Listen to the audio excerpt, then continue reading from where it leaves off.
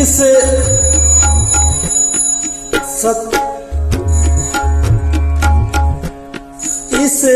भजन में मैं आप सबों को एक विशेष एस्पेक्ट का चर्चा कर रहा हूँ। इसमें गर्ग ऋषि ने हमारे संसार धर्म को श्रेष्ठ धर्म मानते हुए और इस पर कुछ तथ्य डाले हैं। कहा जाता है कि एक स्त्री और पुरुष दोनों के ही संयोग से संसार का सम्मेलन होता है और उसके साथ विभिन्न प्रकार के और जैसे गौ माता और बहुत सारे जैसे एक पंछी में तोता हुआ या इस तरह से एक परिवार में सुष्ठ रखने के लिए 10 तरह के 10 जीव जो होते हैं उनको रखते हुए और प्रेम का बंधन बांधते हुए इस संसार का परिचालन करना चाहिए। और इस संसार में 2 पहिया है, स्त्री और पुरुष।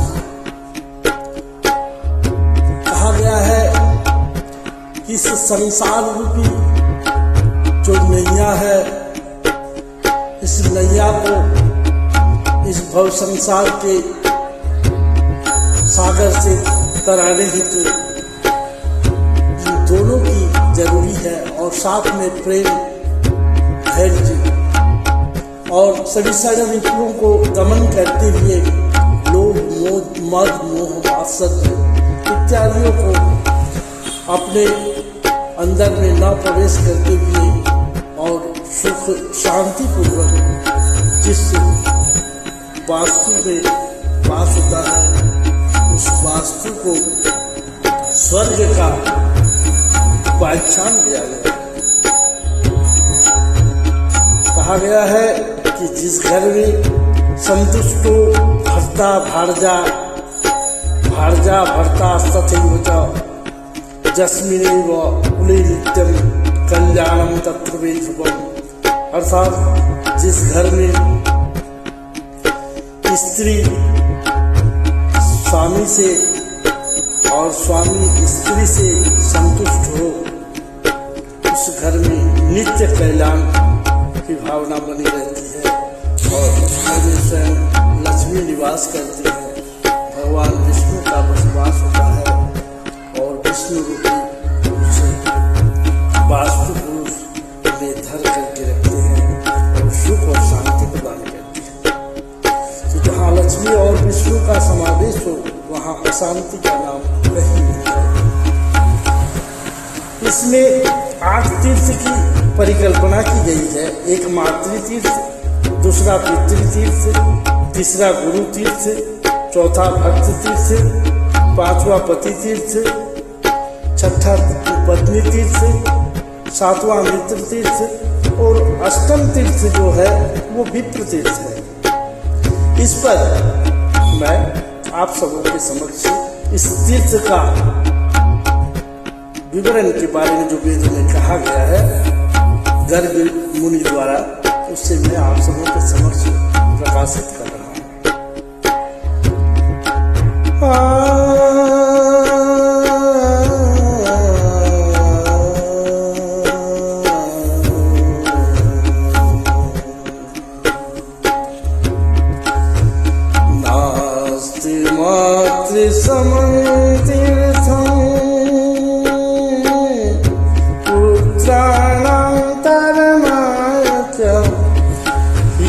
हितायस्य परसार्थं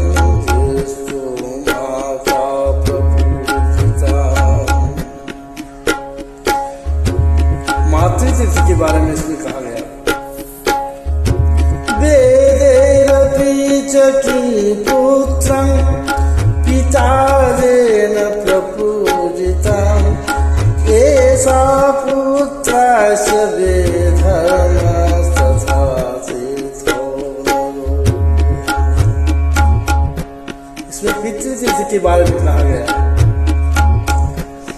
अज्ञानतिमिरन्धत्वं गुरु शीघ्रं प्रणाशये तस्मात् गुरुपरं तीर्थो शिष्याणां हितचिन्तकः। गुरु तीर्थ के बारे में तीर्थभूतो हरेर्भक्तं स्वयं पूतस्य पावकः येन भस्मीकृतो लोके पापपुण्यो हि सुव्रतः। इसमें भक्त तीर्थ के बारे में कहा गया। भक्ति मार्ग अत्यंत सुगम मार्ग है और इससे नवधा भक्ति की प्राप्ति होती है।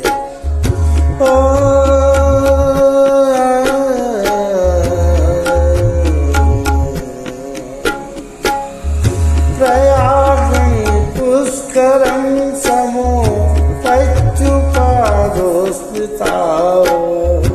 स्नातव्यं सततं श्रीतीर्थभूते सरोवरे। पति तीर्थ में स्नान करना। पत्नी तीर्थं नास्ति नास्ति पत्नी समः तीर्थं भूतले तारणाय यस्य देहे सती नारी साधन्य पुरुषो मतः।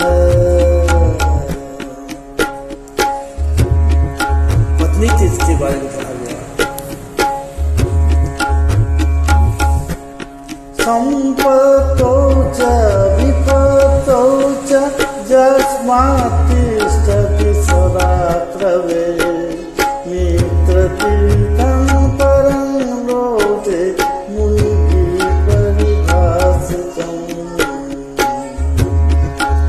मित्र के बारे में कहा गया। मित्र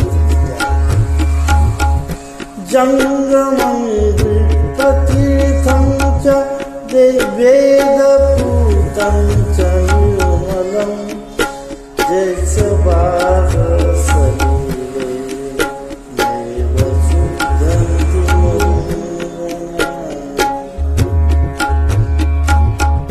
तीर्थाष्टकम् इदं पुण्यं श्रीदिव्येन्द्रविनीतं सेवितं सदा भक्त्याय भुक्तिमुक्तिप्रदायकम्